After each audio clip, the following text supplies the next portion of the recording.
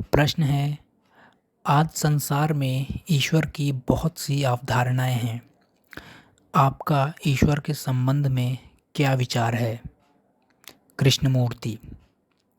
सबसे पहले हमें यह पता लगाना चाहिए कि अवधारणा से हमारा मतलब क्या है।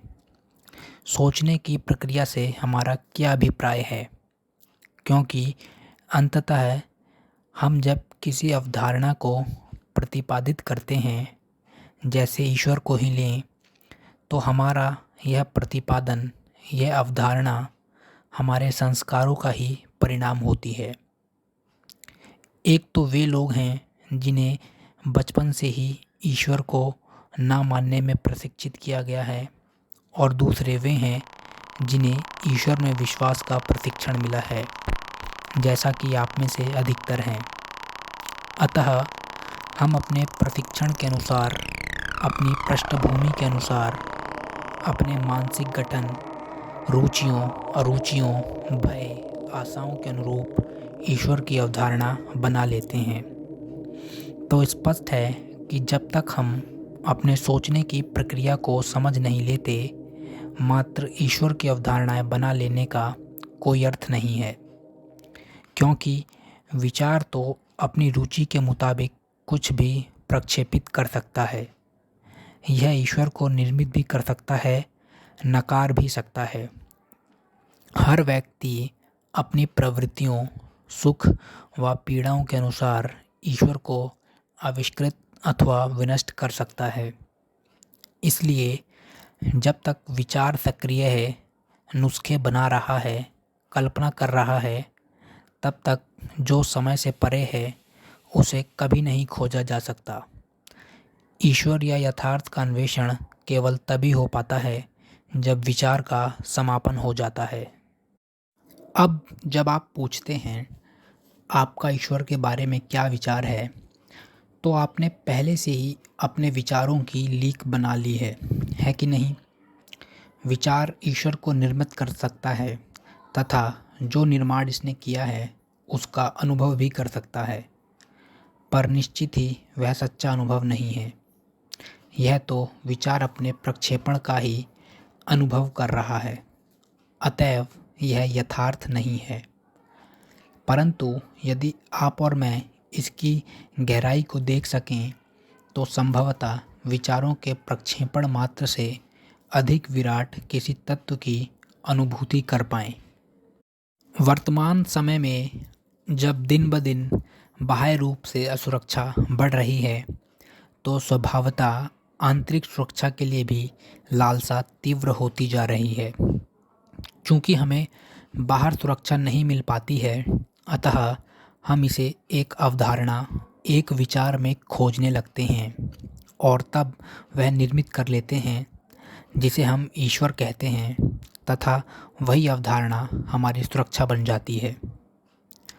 सुरक्षा खोजने वाला मन यथार्थ को, सत्य को नहीं पा सकता है। जो समय से परे है उसे समझने के लिए विचार के जाल का ध्वस्त होना अनिवार्य है। शब्दों, प्रतीकों, प्रतिमाओं के बिना विचार बना नहीं रह सकता। केवल तब जब मन खामोश होता है, अपनी उधेड़-बुन से मुक्त होता है, तभी यथार्थ को खोज पाने की संभावना होती है। अतः यह पूछना कि ईश्वर है या नहीं, समस्या के प्रति अपरिपक्व प्रतिक्रिया है। ईश्वर के बारे में मतों का प्रतिपादन करना वस्तुतः बचकानी वृत्ति है। जो समय से परे है, उसकी अनुभूति, उसके बोध के लिए स्पष्टता हमें समय की प्रक्रिया को समझना होगा। मन समय का परिणाम है। यह बीते हुए कल की स्मृतियों पर आधारित है।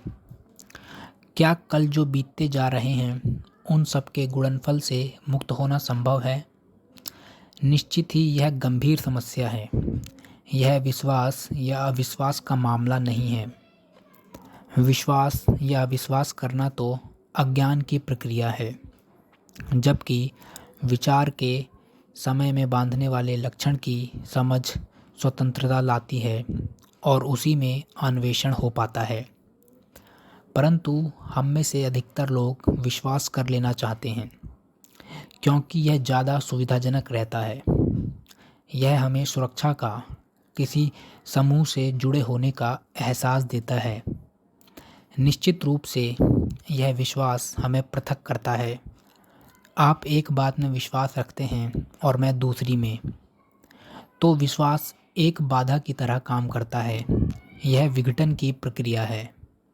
अतः महत्व विश्वास या अविश्वास को पोषने का नहीं, अपितु यह समझ लेने का है कि यह मन ही है, विचार ही है जो समय का निर्माण करता है।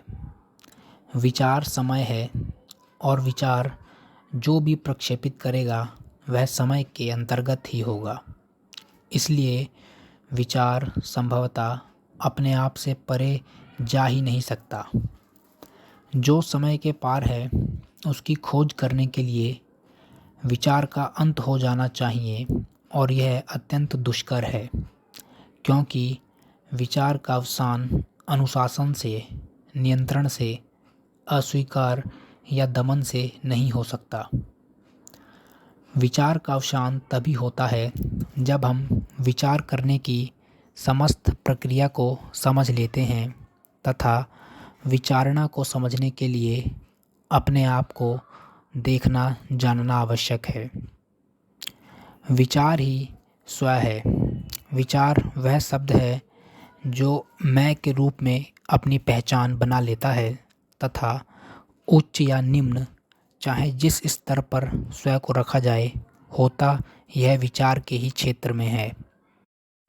ईश्वर का जो समय के पार है उसका पता लगाने के लिए विचार की प्रक्रिया को, अर्थात स्वयं की प्रक्रिया को समझना होगा।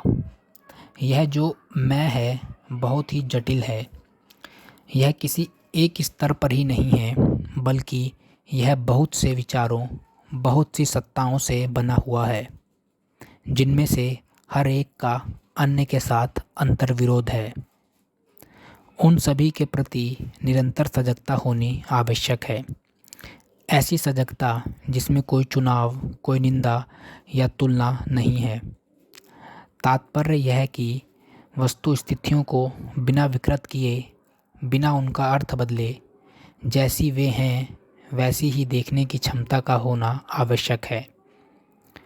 जो हमने देखा है उसे जब हम आंकने लगते हैं, उसके अपने अपने अर्थ लगाने लगते हैं, तो हम अपनी पृष्ठभूमि के अनुरूप उसे विकृत कर देते हैं।